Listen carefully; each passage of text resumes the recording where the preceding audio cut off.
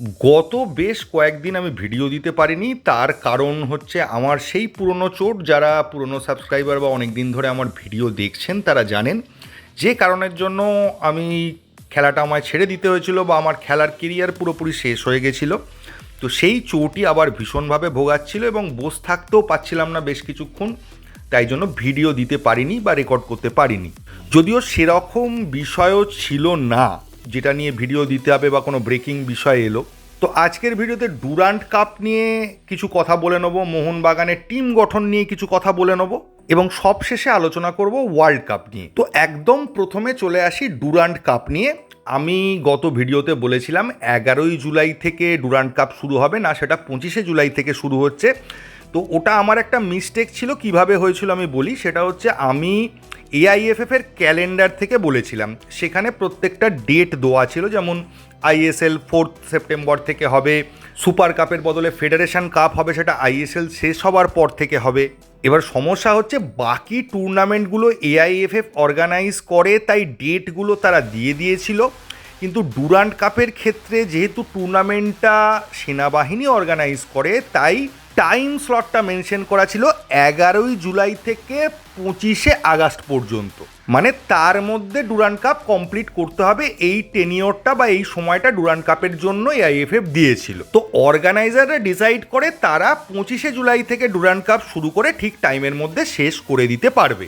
তো ওই কারণে আমার মাথায় ছিল না যে এই টুর্নামেন্টে এআইএফএফ অর্গানাইজ করছে না, এবং এটা যেহেতু সেনাবাহিনী করছে তারা তাই এই টাইমের মধ্যে করবে, এক্স্যাক্টলি ওই ডেটে নয়। এবার অনেকে আমায় জিজ্ঞেস করে যে আপনি কোথা থেকে এই ডেটটা পেলেন। অ্যাকচুয়ালি আমি তো সোশ্যাল মিডিয়া থেকে ওই ডেটটা পাইনি, আমি মেনলি পেয়েছিলাম এআইএফএফ এর ওয়েবসাইট থেকে। নেক্সট হচ্ছে ডুরান্ট কাপের সেই একই গল্প। মোহনবাগান ইস্ট বেঙ্গলকে একই গ্রুপে রাখা হয়েছে, কারণ যাতে ডার্বিটা হয় এবং ডার্বি থেকে যা ইনকাম হওয়ার সেটা যেন হতে পারে। পরের রাউন্ডে হলে বাই চান্স কোনো টিম উঠতে না পারলে ডার্বি নাও হতে পারে।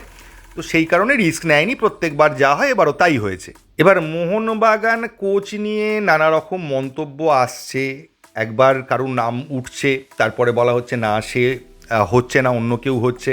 আবার নতুন কারুর নাম উঠছে, সেক্ষেত্রেও একই হচ্ছে। ফলে কোনো নাম বলে বা হবার সম্ভাবনা আছে এরকম বলে প্রচুর নাম আলোচনা হয়ে যাচ্ছে। তাই ওই বিষয়টা যতক্ষণ না ফাইনাল হচ্ছে, কোনো অফিসিয়াল অ্যানাউন্সমেন্ট হচ্ছে, ততক্ষণ ওটা নিয়ে আলোচনা করে খুব একটা লাভ নেই। কারণ রোজই বলবো হচ্ছে, তারপরের দিন বলবো হচ্ছে না, আবার নতুন কিছু বলবো। তার থেকে একটু কিছু ফাইনালাইজ হোক, তারপর এটা নিয়ে আলোচনা করা যাবে। এবং মোহনবাগান ম্যানেজমেন্টও কোনো অফিসিয়াল অ্যানাউন্সমেন্ট করছে না। ড্রাজিচেরও আশা নিয়ে কোনো পোস্ট এখনো পর্যন্ত পাইনি।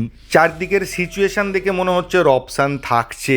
তবে আবার বলছি, ওসিআই নিয়ে কোনো ডিসিশান কিন্তু এখনও ফাইনাল হয়নি। মোহনবাগান এবং বিভিন্ন ক্লাবের তরফ থেকে জানানো হয়েছিল যে বিষয়টা যেন ম্যান্ডেটারি না করা হয়, ঐচ্ছিক করা হয়, এবং যদি প্লেয়ার 2 বছর পরে ভারতের জন্য খেলতে রাজি হয় বা ইচ্ছুক হয় ভারতীয় পাসপোর্ট নিতে, তাহলে তাকে যেন ভারতীয় প্লেয়ার হিসেবে গণ্য করা হয়। এরকম বেশ কিছু প্রস্তাব ক্লাবেদের তরফ থেকে দেওয়া হয়েছে। তবে আমার ব্যক্তিগতভাবে মনে হয় সেটা কিছুদিন পরে করলে বেটার হয়। এই মুহূর্তে ম্যান্ডেটারি না করলে বেশ কিছু ক্লাবই ওসিআই আনবে না, এবং সেক্ষেত্রে যে কারণে এটা করা হচ্ছে যে ওসিআই প্লেয়াররা কি কন্ডিশনে আছে, তারা ভারতীয় সার্কিটে কেমন খেলে, তাদের কোয়ালিটি কি আদৌ আমাদের প্লেয়ারের থেকে অনেক বেশি, সেইগুলো দেখার সুযোগটা কিন্তু সেক্ষেত্রে নাও হতে পারে। তাই অন্তত 2 বছরের জন্য যদি ম্যান্ডেটারি করে পরে ওটাকে ঐচ্ছিক করে দেওয়া হলো, আগে আমরা দেখে নিলাম, বাকি ক্লাবরাও বুঝে গেল, তারপর যাদের ইচ্ছে নেবে যাদের ইচ্ছে নেবে না, এটা করা যেতে পারে। কিন্তু এক্ষুনি যদি এটাকে ঐচ্ছিক করে তাহলে বেশ কিছু ক্লাবই হয়তো ওসিআই আনবে না। এবং 2-4টে ওসিআই প্লেয়ার এখানে খেললে কিন্তু ভারতীয় টিমের যে প্রজেক্টটার কথা তারা ভাবছে ওসিআই খেলানোর, সেটা কিন্তু অতটা সাকসেসফুল হবে না এই মুহূর্তে। এবং যেহেতু এটা নিয়ে কোনো ডিসিশন হয়নি, তাই বিদেশি কোটাটা এই মুহূর্তে কমপ্লিট হওয়ার চান্স আমি দেখছি না যতক্ষণ না এটা নিয়ে ফাইনাল ডিসিশন আসছে। কারণ আবার বলছি, যদি ম্যান্ডেটারি করা হয় তখন কিন্তু 2টো মিনিমাম ওসিআই লাগবে। যেটা এআইএফএফ বলেছে 3টে বিদেশি এবং একটা ওসিআই, সেটা যদি ফাইনাল শিলমোহর পড়ে যায় তাহলে কিন্তু টিম গঠনটা অন্যরকমভাবে করতে হবে।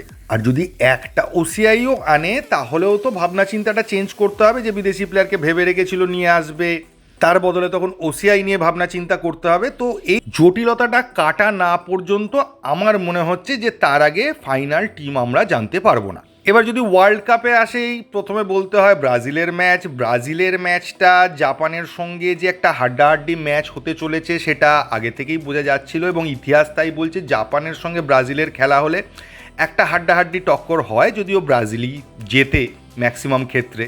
তবুও একটা অজ্ঞাত কারণবশত বলতে পারেন যে ব্রাজিল জাপান ম্যাচটা একটু অন্যরকম হয়, এবারও তাই হয়েছিল এবং ব্রাজিল জিতে গেছে। তবে যেটা আমার মনে হয়েছে খেলাটা দেখে, জাপানের সঙ্গে খেলার ক্ষেত্রে অন্যান্য টিমের যে সমস্যাটা হয়, যে একটা প্লেয়ার যখন আরেকটা প্লেয়ারকে পাস করছে একটা নির্দিষ্ট স্পিডে পাস করার এবং একটা নির্দিষ্ট ডিস্টেন্স থেকে কতটা স্পিডে পাস করবে সে সম্পর্কে তাদের একটা প্র্যাকটিস বা ধারণা থাকে, কিন্তু জাপানের সঙ্গে খেলার সময় এই ধারণাটায় পরিবর্তন হয়ে যায়, কারণ জাপান খুব ফাস্ট দুটো একটা পাসের মাঝখান থেকে ইন্টারসেপ্ট করে নেয়, যেটা ফার্স্ট হাফে ব্রাজিলের ক্ষেত্রে বারবার দেখা যাচ্ছিল। তারা নিজেদের প্লেয়ার মধ্যে পাস করতে যাচ্ছে, কিন্তু জাপান হঠাৎ স্পিড বাড়িয়ে সেগুলোকে ইন্টারসেপ্ট করে নিয়ে অ্যাটাক তৈরি করে ফেলছে। জাপানের স্পিডটাই ভয়ঙ্কর যে কোনো টিমের কাছে। তবে জাপান যদি ব্রাজিলের সামনে না পড়তো তাহলে আমার ধারণা জাপান কিন্তু অনেক দূর পর্যন্ত যেতে পারত।